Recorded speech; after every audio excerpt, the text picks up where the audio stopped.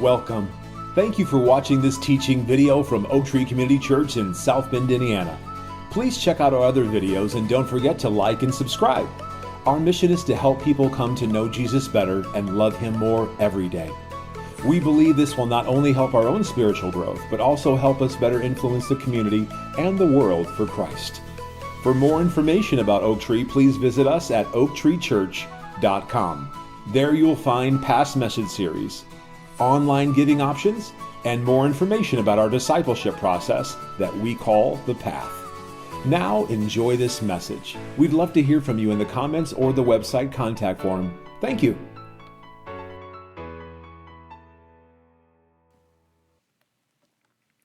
So we are doing a short study on some of Jesus' miracles. Just some, just the ones that John has outlined in his gospel, okay? Now, Jesus did, if we tracked through Matthew, Mark, Luke, and John, Jesus did maybe 3 to 4 dozen miracles, okay? 40-ish, something in there that we can actually count. But he did a lot more than that. Okay, Matthew chapter 4 tells us there was a time when thousands of people were coming to see him for healing, okay? And so I suppose if you count that as a healing miracle, it would just be one. But if you count it for every individual person, they would count that as thousands, right? So, one miracle, feeding 5,000 men. Feeding 4,000 men. Okay, that's great. But every time he pulled into the basket and created new food, that was a miracle. It wasn't just one thing. So Jesus was actually doing many, many, many miracles while he was here. But that's not what John wanted to focus on when he wrote his gospel. 30 years after the other Gospels had been written, after Peter had died, after Paul had died, most of the apostles were gone. 60 years after Jesus had actually done these things, John decided to write a very specific agenda, a very specific thing. And he explains to us, at the end of his book, he explains exactly why he wrote what he wrote. Jesus performed many other miracles, chapter 20, verses 30 and 31. Many other miraculous signs in the presence of the disciples, which are not recorded in this book. He admits it, okay? I'm not writing everything down, doesn't matter. But these are recorded so that you may believe. That's the point of the Gospel of John. These are recorded.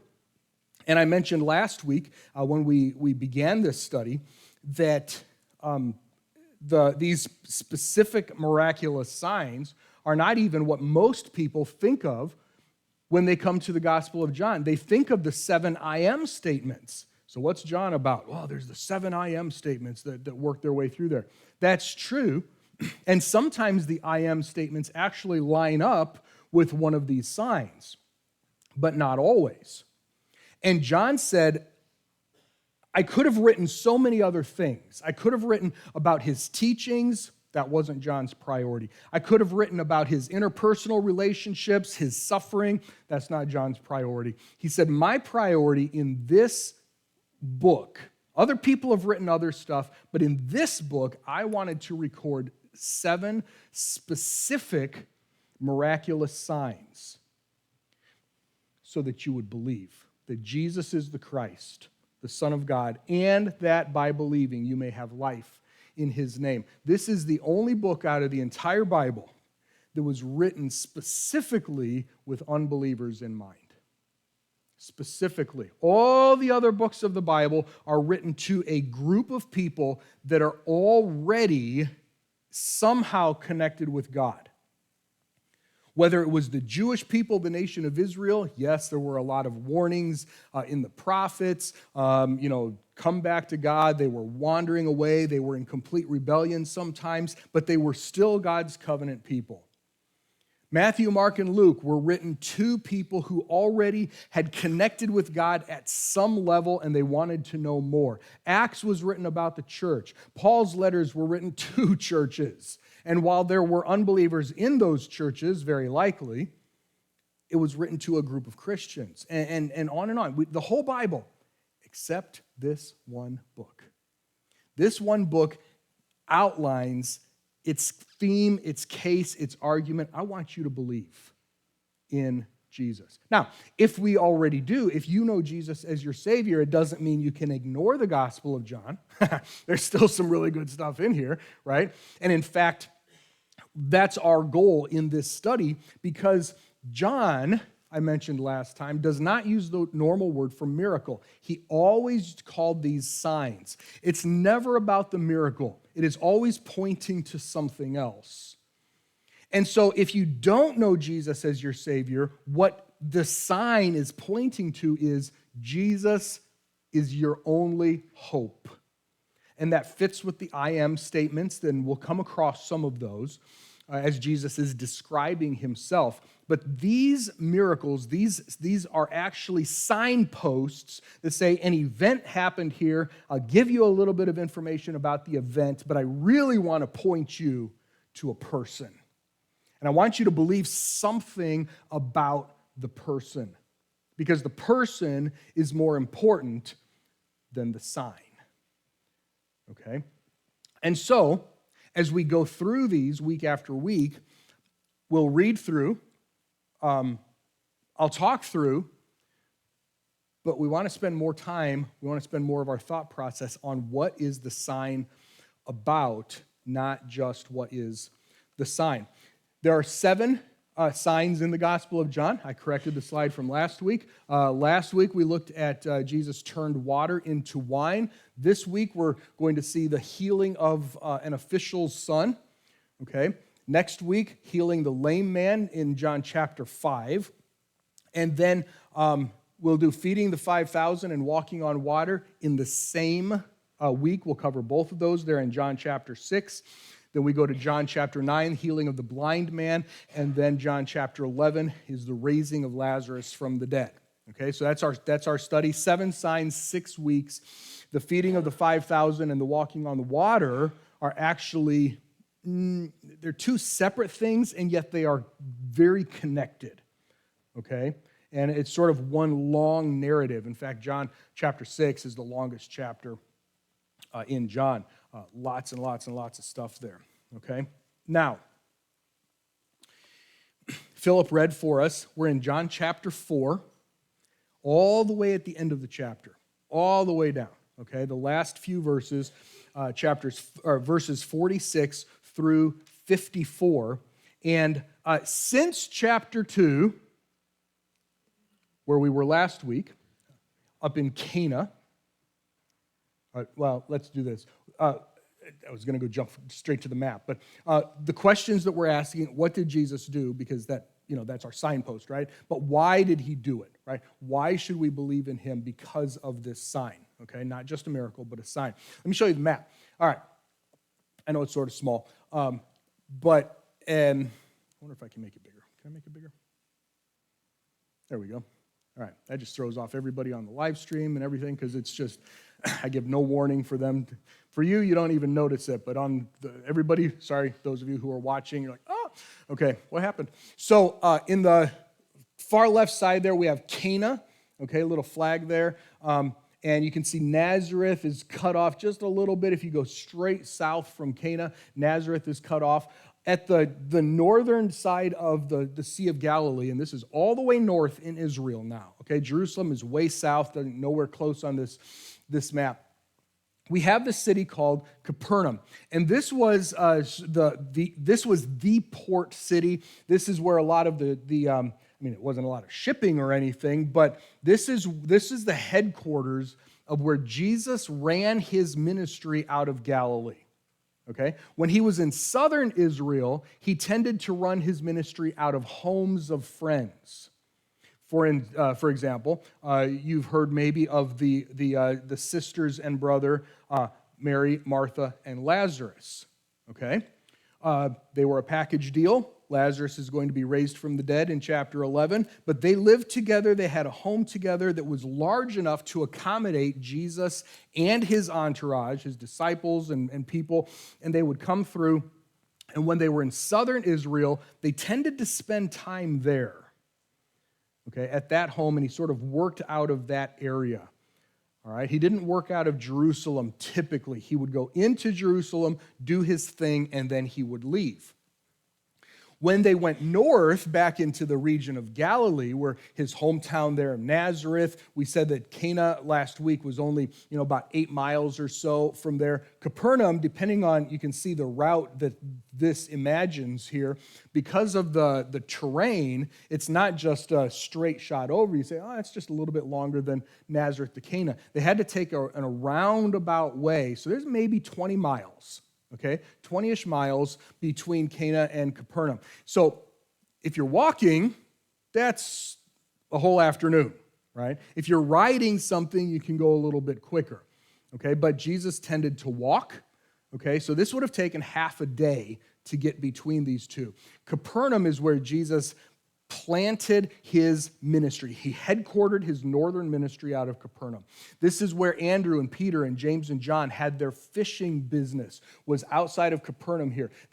Andrew and Peter were from Bethsaida, which was just across the northern tip of the Sea of Galilee there. But Capernaum was the city. That's where business was taken care of, was transacted. That's where the fishing was. That's where the tax collectors were there. That's where the soldiers' outpost was there. Herod the king tended to work out of there. He had a little palace there. And so there was a lot of business, commerce, religion, big synagogue there, politics. Everything was happening in Capernaum. Okay? And Jesus tended to work out of Capernaum. Now, in this instance, between chapter 2 and now in chapter 4, Jesus was in Cana. He went back down to Jerusalem because there was a Passover, and everybody was required, all Jewish men were required to go to Jerusalem for the Passover. So he attended, he did what he was supposed to do according to the law, and he did some more miracles while he was down there, and then he came back north, and he was headed back into Cana. In chapter 4, he stopped in Samaria, had a conversation with a Samaritan woman, and you can read that. He, in chapter 3, had a conversation with Nicodemus, who was the teaching, the ruler of the Jewish people. I like to call him Dr. Nick. He was the one that had the podcast and the radio show. He had all of the stuff. He was blogging. If you wanted to know about anything with Jewish law, Jewish tradition, Jewish teaching, Dr. Nick was the guy. Okay? I don't know if he had a call-in program and you could ask, whatever it is, he was the guy. Jesus called him the teacher of Israel. Okay?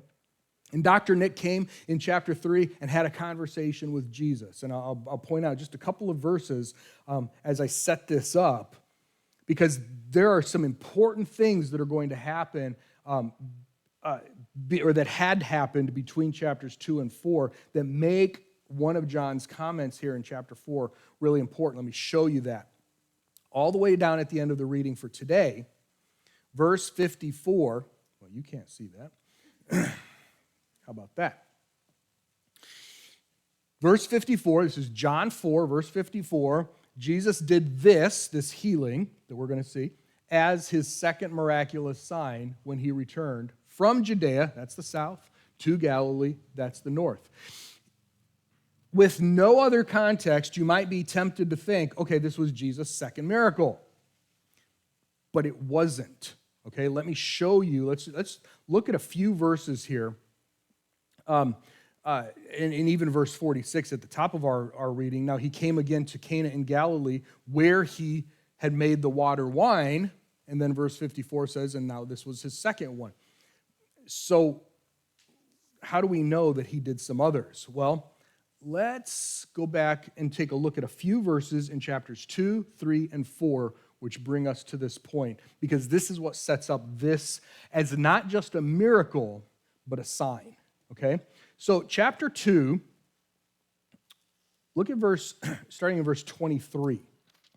Jesus had gone from Cana, up in the north, down to Jerusalem. And verse 23, now, while Jesus was in Jerusalem at the feast of the Passover, many people believed in his name because they saw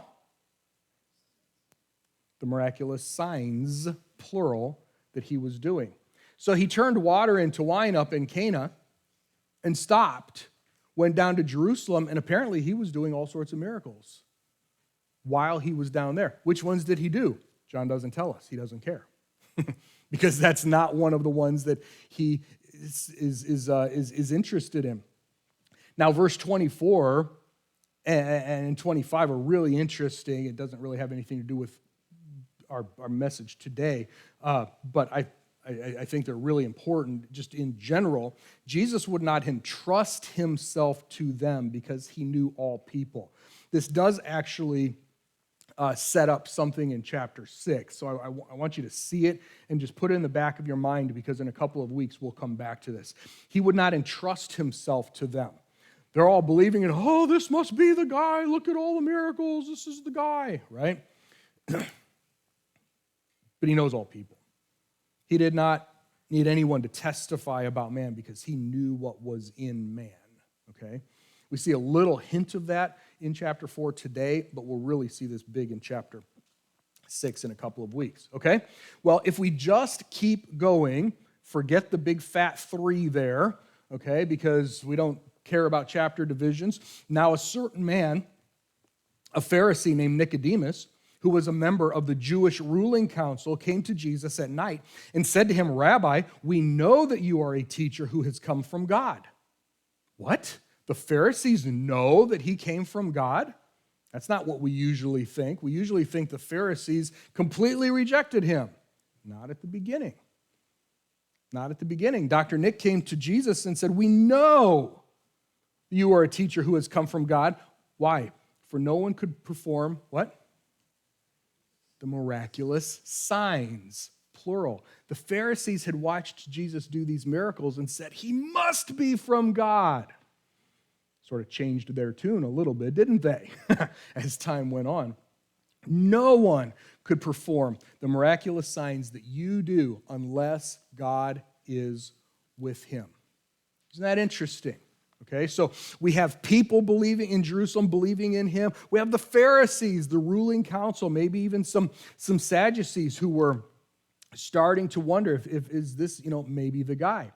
Now, when we go to the few verses just before our passage, we're in chapter 4, starting in verse 46. But I want to back up to verse 43. Chapter 4, verse 43. After the 2 days, he departed from there, down in Samaria at that point, which is halfway between. If Jerusalem is down here in Judea, Samaria is sort of in the middle, and then we have Galilee in the north. And Jesus, as he was on his way back north, decided instead of bypassing Samaria, I'm going to go through Samaria. He had a great conversation with a woman there. Many people in her city believed in Jesus because of that event. Wasn't a miracle, just a conversation. After 2 days, he departed from there to Galilee. Now, Jesus himself had testified that a prophet has no honor in his own country. Remember, he knows what's in the heart of man. Okay? Remember, Jesus is the kid who grew up in Nazareth. They changed his diaper, they watched him grow up, they babysat for him. This is a close-knit community.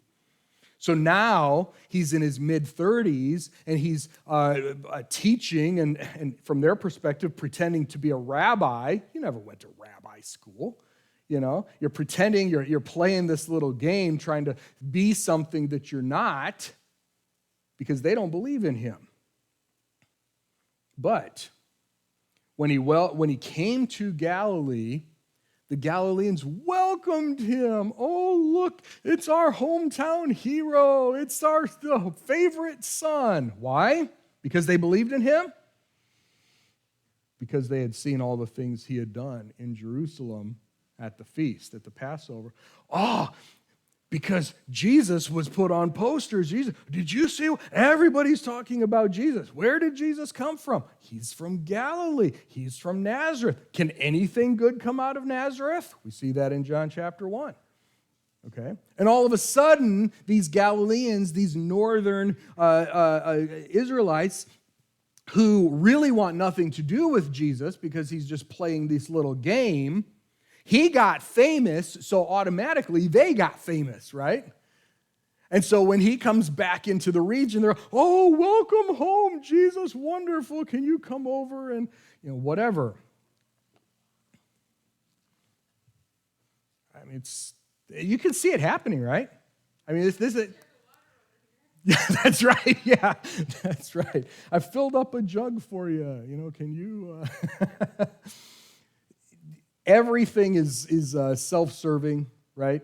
You see this. You see this all the time. You can imagine this. So that is the backdrop. He has done lots and lots of miracles. Everyone knows he has done lots and lots of miracles, and John has completely skipped over them all. All of them. He mentioned that Jesus did them, but they're not the signs that John cares about. So he comes back to Cana in Galilee, where he had made the water wine. Now, in Capernaum, there was a certain royal official whose son was sick. Now, remember, Capernaum is 20 miles away, okay? The word royal there, so it's translated here, royal official. Down a little bit further down, verse 49, sir, the official said to him. If you have a different translation, yours might say something a little bit different. It's just, really the word is just royal. Royal, it's just an adjective, royal something. It doesn't tell us that he's an official. He could be a royal slave, okay? Just somebody attached to royalty. It does not tell us whether he was a Jew or whether he was a Gentile, but he was somewhere within King Herod's realm, okay? He could have been a slave, he could have been a high-ranking official, we don't know. This word is very rare, shows up only 5 times in the entire New Testament, and it just means a royal something. In James, it talks about a royal law. In Acts, it talks about Herod's royal robes. No, this guy's not a law or a robe. He's just a royal something. Royal slave, royal official, royal whatever. Somehow he is attached to Herod, which automatically makes him suspect. Okay? Even if he's Jewish, it automatically makes him suspect because he's attached to Herod, and nobody likes Herod. Okay? So he heard that Jesus had come back to Galilee. And he went to him, verse 47, and begged him to come down and heal his son, who was about to die. The word translated begged there is not the normal word for beg, but he requested repeatedly, just kept on asking, just over and over, please come down, please come down. Anytime he could get a breath in, please come, please come, please come, please come. My son is about to die. Jesus, look at verse 48. Jesus did not respond to the man directly quite yet. He did not say yes or no. He stepped back and he talked to the whole crowd first.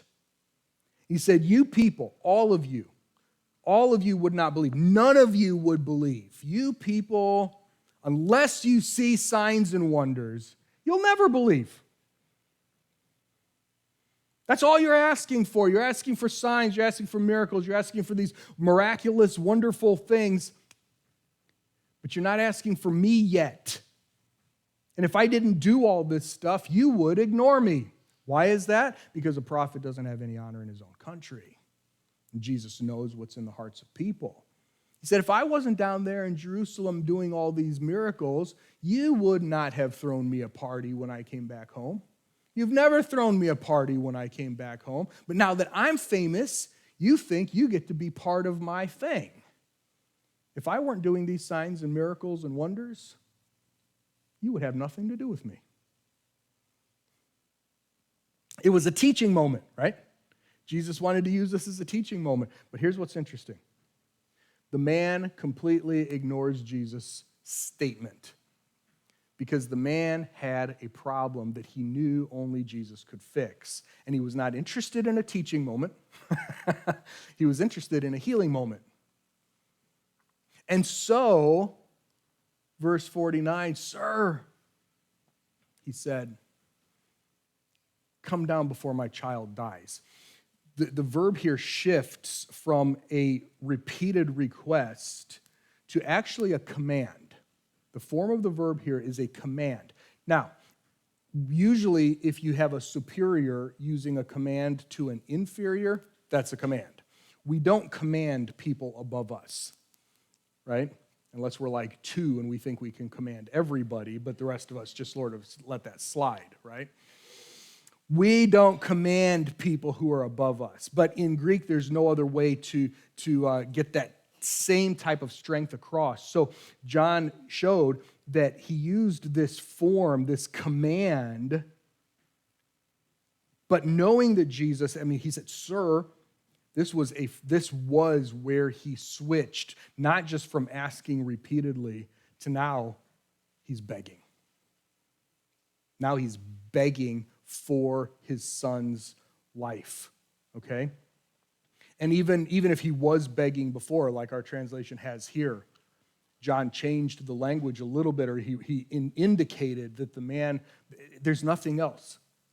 You can imagine he may have even been on his knees, just begging for his son's life. Please, please. It doesn't say please, but you can put that in there. Please come down before my child dies. He had only the one thing on his mind. Now, notice this. Jesus told him, "Go home. Go home." Most of our Bible translations are going to say, "Your son will live." Okay? In the text, it actually has this just in the present tense. Your son lives. Your son lives. Okay? Now, there's all sorts of reasons that they put it, your son will live, but I just want to keep it a little bit simple. Your son lives. Because I think it was at that moment, and I can prove that, I think it was at that moment that the boy was healed. At that moment, when Jesus said, "Your son lives," not just will live, not will not get sick again, but not future, but right now, at this moment, your son, the sickness is over, the fever didn't just break, the fever is gone, everything is completely healed. Your son lives. Now, here's why I want to make a big deal about this, because this is part of that sign. Why did Jesus do what? Not just what did Jesus do, but why did he do what he did? Because the healing happened, and it was not dependent on the Father's response. The healing happened. The Father asked, he begged, he pleaded, he did all the things. And when Jesus said, "Go home, your son lives," had the man stood right there, had he kept asking, had he taken a hotel for the night, had he done anything else except go home, the son had already been healed. It wasn't based on the man's response. The healing was not based on the Father. The healing was based on Jesus. Now, it says the man believed the word that Jesus spoke to him, and he set off for home, okay? But that action, that response where he set off for home, here's how I put it in my notes. I don't want to forget how I wrote it. He had already believed that Jesus could do it, right? That's why he asked. His action, his response, his taking off, setting off for home showed that he believed Jesus did do it. Okay? When he set off for home, he assumed it was already done.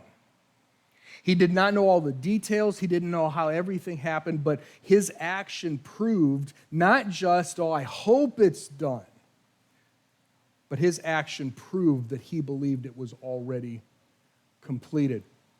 This is an important concept, especially when it comes to the doctrine of salvation for us today, okay? When you place your faith in Jesus Christ for salvation, at that moment you are saved, period. It's not based on what you do. It's not based on what you did to bring you to that point. It's not based on anything that you have to do after that. Well, I believe Jesus can save me, but until I'm baptized, until I join the church, until I do ministry, until I share the gospel with someone else, until I do something, I'm not really saved.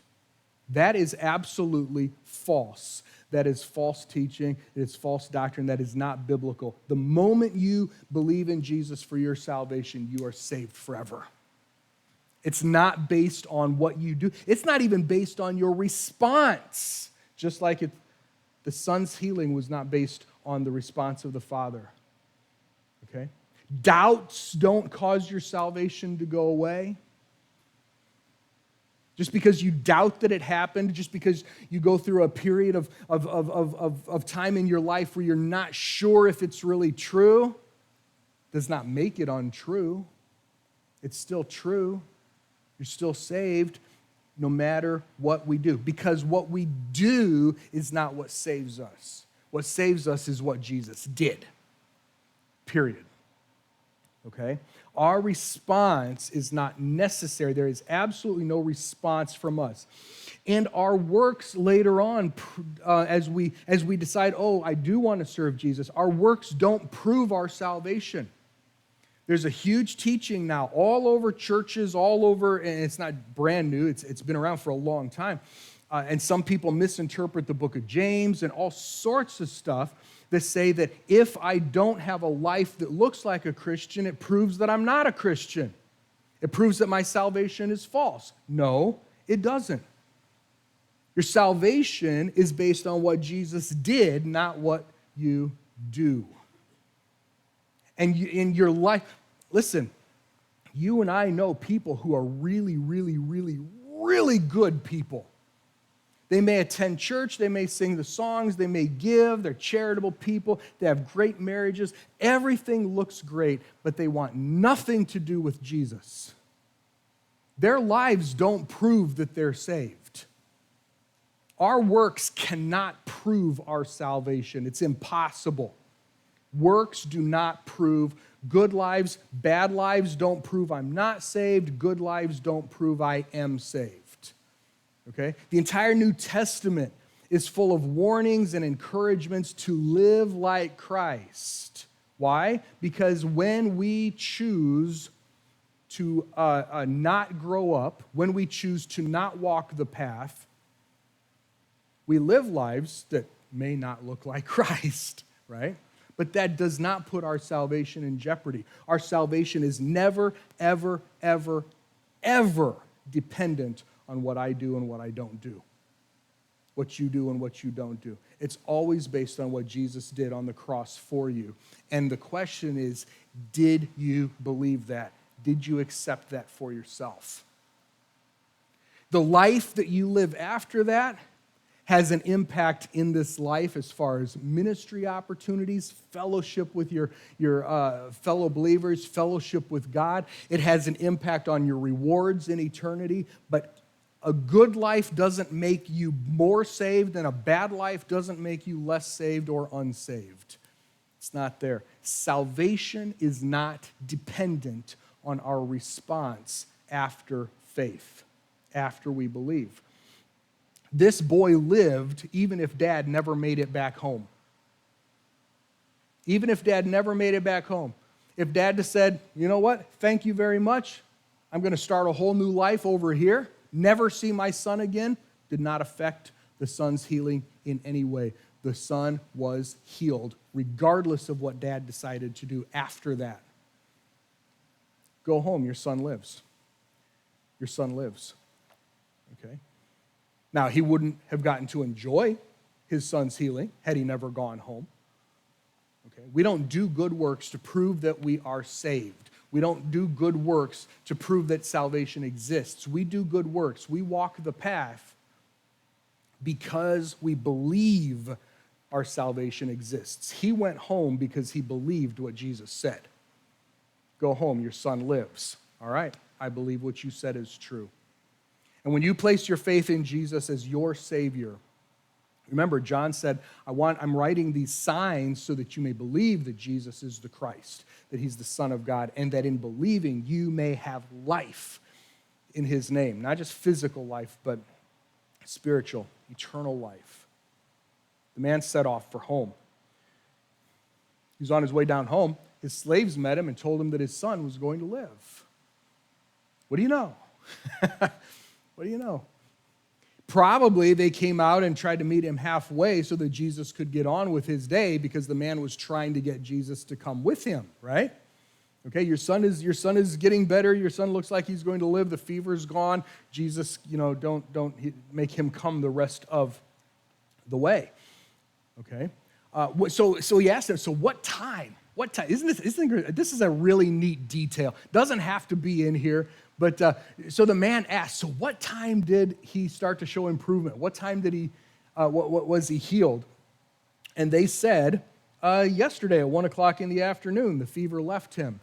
There's a little bit of a counting thing here, because the text says yesterday at the 7th hour. Maybe your translation says at the 7th hour.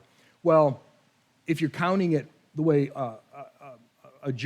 from the Jewish clock, the way they read their clock, the 7th hour from 6 a.m. would be 1 o'clock in the afternoon. But if you're reading it from a Roman clock, it could be 7 in the morning or 7 in the evening. Okay? And so it was yesterday. Here's my question, and I'm not arguing with the translation or whatever, just one of those things I think about. If it's 1 o'clock in the afternoon that Jesus said, go home, and he was really that concerned about his son, and it's only 20 miles, and if he was in a real hurry, you don't think he probably walked the whole time. He was riding something, right? Why didn't he get home that evening? Why was it yesterday at 1 o'clock that he finally, to me, it seemed to me, right? I mean, I don't know they didn't have cars or anything, but if it were me, I'd jump in the car and I'd head home right away. I would jump on the donkey and I'd head home right away. Okay? Fine, it's going to take 2 or 3 hours, but I'm still home before dinner, and it was today at 1 o'clock, not yesterday at 1 o'clock, right? Okay? So, and just some of the things I think about. And now you have to think about, whether you wanted to or not. Okay? But yesterday, at the 7th hour, and here's the point. Here's the whole thing, right? Then the father realized, verse 53, that it was the very time. I don't know if he checked his watch. I don't know how they did that. But he knew the 7th hour? Maybe he confirmed with them a little bit. Really, it's 7? Are you sure it was the 7th hour? Yeah, it was the 7th hour. That was exactly when Jesus said, your son lives. Wow. Now, look at the last phrase of verse 53. And he himself believed, along with his entire household. I want to scroll back up just a little bit, and I want to show you. Look at the second half of verse 50 compared to the second half of verse 53. See, in verse 50, Jesus said, go home, your son lives. And the man believed what? The word that Jesus said. What did he believe down in verse 53? I don't think it's just the word anymore.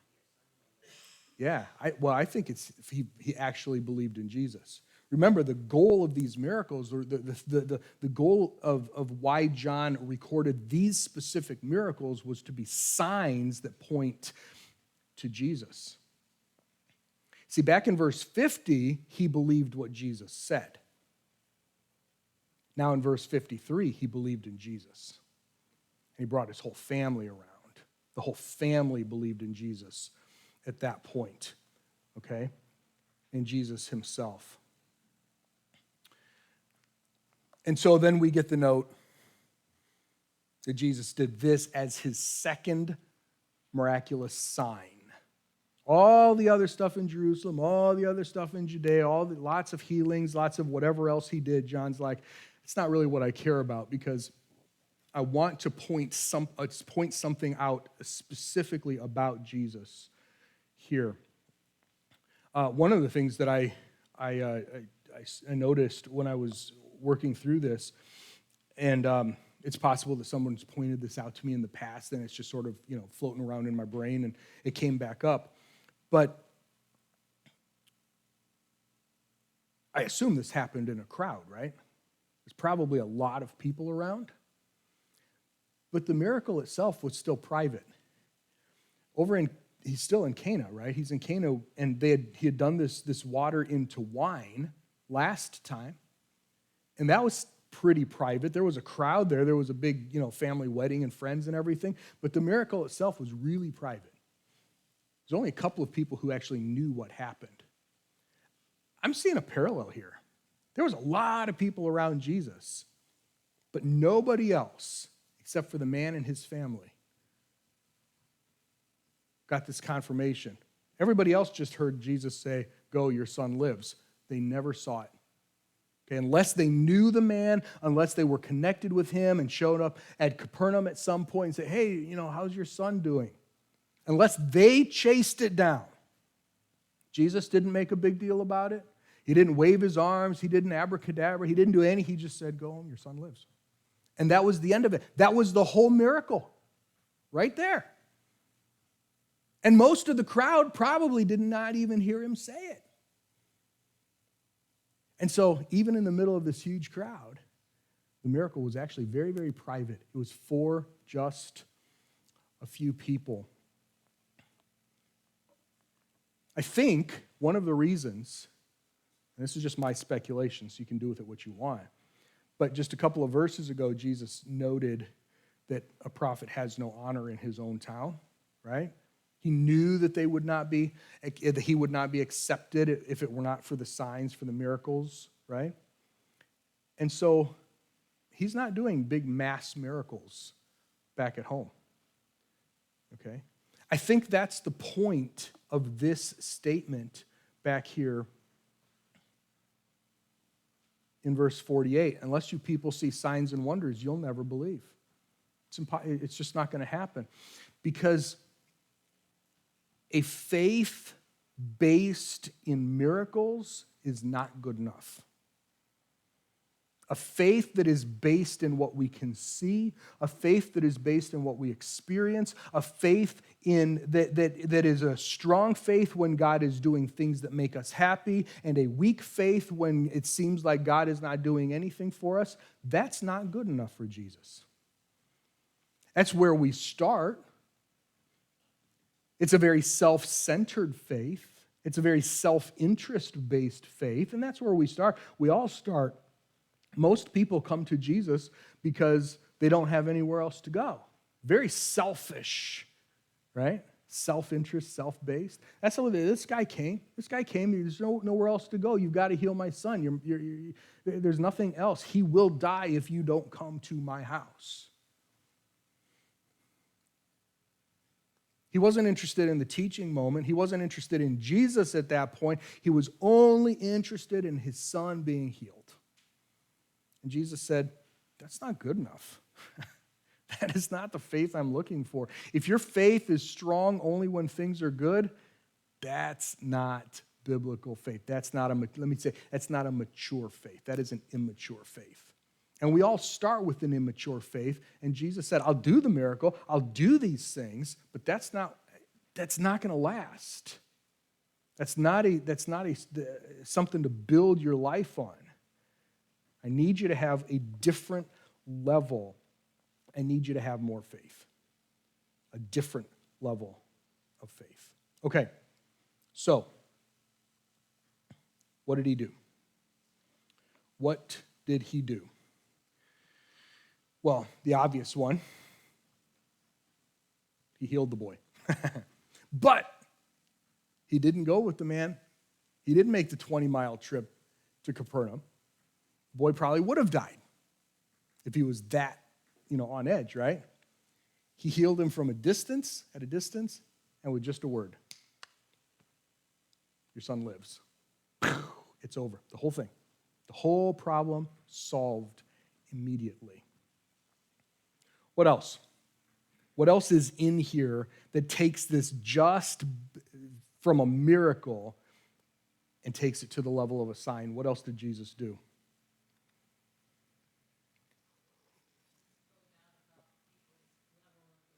Yeah. Yep. Here's how I put it, but it's exactly what you're talking about. He demanded a new level of trust, right? Faith in miracles was not enough, right? So I was just saying, he called them. It's not about the miracle, it's about something else. He called them to a higher level, deeper level, whatever direction you want to go. He called them to a new level of faith. Good. What else? What other thoughts do you have?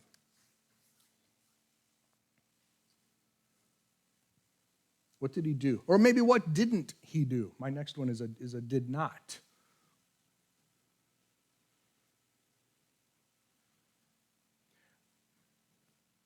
You notice that with the exception of the fact that he's called a royal, just one adjective to describe this guy, we know nothing about him.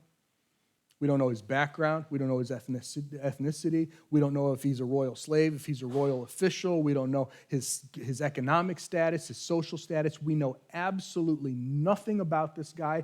John doesn't bring it up. Jesus doesn't bring it up. And it seems to me Jesus didn't take any of that into consideration. He didn't care. It didn't matter.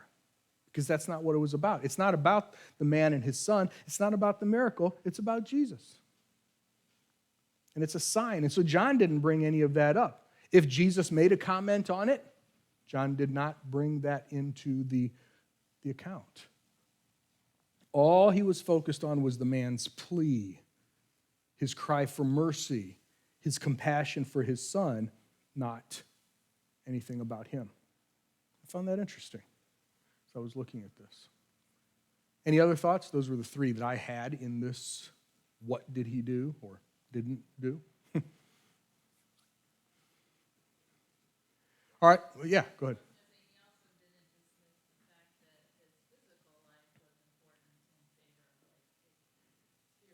Yep. Yes. Yeah. He mentioned the spiritual side of things, but he still cared for the physical side of things, right? Yeah, absolutely. Good. Yes. Why then? Why did he do this? Why did he do it? Why should we believe him? What about this are these signposts that put us in here? So, going back to last week, the wine showed Jesus' power over nature, right? This showed Jesus' power over time, over distance, and over physical illness. Right, this one is actually, we think of water into wine. That's a big deal. This one is huge. Right? He broke every barrier, right, on this one. Time didn't matter, immediate. Distance didn't matter, physical body. This guy, this kid was about to die, and Jesus just, not anymore. Not anymore, he's not. This is as close to raising him from the dead as he could get while he was still alive. I made, I think one commentary noted that just like he shortened the fermentation process last week, he shortened the healing process this week, right? He didn't say, okay, go give the kid this medicine. He didn't say, okay, well, over the next hour or so, he's going to start to feel better. It was done. It was over. Immediate. Okay? I mentioned this, people come to Jesus for all kinds of reasons, usually out of self-interest, right? Out of a selfish, self-centered motive is why we come to Jesus. And I think one of the things that John wants to point out is that the point is less about how they come and more about that they come. It's not as important why or how someone comes to Jesus. I've said it this way for most of my teaching career.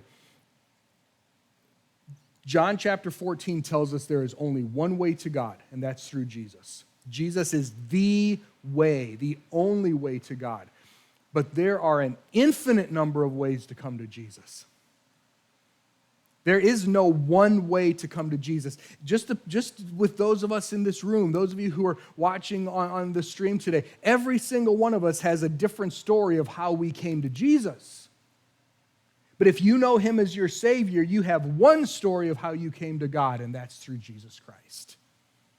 Okay? The point is less about the how they come or the why they come, and more about that people come. Because that's what matters. That's what matters. We talked about this. Jesus' work is not dependent on our works. Jesus' work is not dependent on our works. Now, it's true. You could argue if the man never came and asked Jesus to heal his son would die. So that was dependent on the man asking, and you can call that a work. And that's fine. In John chapter 6, in a couple of weeks, we'll find that belief is a work. It is an action that we must take. But that's it.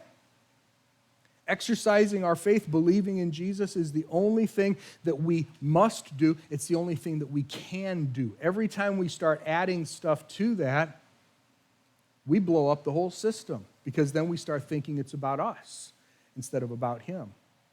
Jesus' work is not dependent on our works. The man did not have to respond in that way. His son was already healed. Last week, at the end of the service, I was talking with Melba, and she said, here's my big takeaway, because she didn't stay for second hour. I didn't tell her she was, I did not tell, I'll tell you right now, I should have told you this, I'm sorry. I shared it with the group in second hour last week. She said, here's my big takeaway. It's what Mary said at the beginning last week. Whatever he says, do it. Whatever he says, do it. I think that's a pretty good takeaway. I could have ended with that. That would have been good. So taking after your example from last week, I dug back into the text, and here's my final thought. Here's my final word for this week. Go. Just go. Now, he told the guy, in fact, go home is a little bit of an interpretation, because it just says go. Go. Don't let your doubts hold you back from moving forward in your faith. Okay? If you have not believed in Jesus as your Savior, if there's never been a time where you have humbled yourself and said, I need Jesus, I can't save myself, I can't be good enough, I can't make myself right with God, I need Jesus. If there's never been a time that you have done that, go, do it. Do it now. The book of Hebrews says today is the day of salvation. There is no better day. We're not guaranteed tomorrow. We don't know what the rest of today looks like. We can't promise that we'll have tomorrow. If you've never believed in Jesus, do it. Go. If you have believed in Jesus, have you dedicated yourself to him in this life? Have you dedicated yourself to grow in your spiritual life, to be a follower, to be a disciple, to put it the way we do around here, to walk the path? If not, go. Do it. Respond. Not because if you don't do it, your salvation is in jeopardy. We don't go, we don't obey to prove our salvation or to prove that it exists. We do it because we know it exists. Because he has saved us, I want to believe, I want to grow, I want to obey. I know it, I believe it, I trust Jesus, and therefore I want to obey him. If you haven't dedicated yourself, if you haven't said, Jesus, I've trusted you for eternal life, but now I'm going to trust you for this life, do it. Start today. Get in shape. Find out what it is that God has designed you to be, designed you to do. Ramp up your Bible study, ramp up your ministry. Whatever that next step is in your life, go. Do it. And that next step is different for each of us, but we all have one. None of us is perfect. None of us has arrived. And I can help you. I can help you find out what that next step is, but no one can do it for us. No, you can't do it for me. I can't do it for you. And so the word of Jesus today, go. You said you believe? Go.